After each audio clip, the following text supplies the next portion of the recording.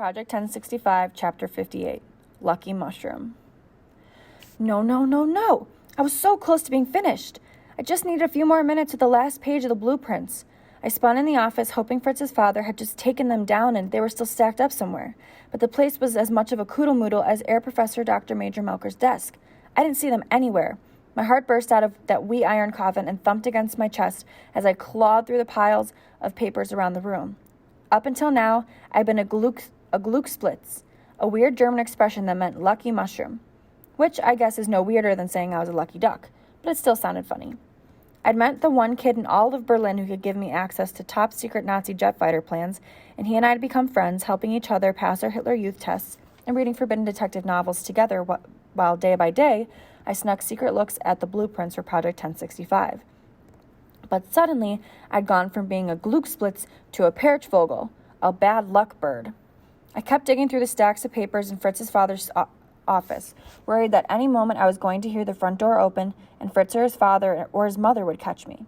Stop, I told myself. Calm down. What would Simon do? I suddenly remembered Kim's game. Fritz's father's office was one giant Kim's game, one I'd been looking at for weeks now. The key wasn't to dig through all the stacks of paper I'd seen there before, but I needed to see what was different now. What was new? I turned around slowly, scanning every inch of the room, and that's when I saw it. A thick accordion folder tied up with string by the door, addressed to be mailed. I snatched it up and took it to Fritz's father's desk. I held my breath as I untied the string, opened it, lifted the flap, saw the folded blue papers peeking back out at me from inside. Yes! I almost jumped and yelled for joy. From Lucky Mushroom to Bad Luck Bird and back again. I was tempted to run away with the packet, take the whole thing to Simon, and send him on his way with it, but that was greedy and foolish. I'd already transcribed almost all the plans. Stealing the whole packet now was pointless, and would just let Fritz's father know that their plans had been compromised.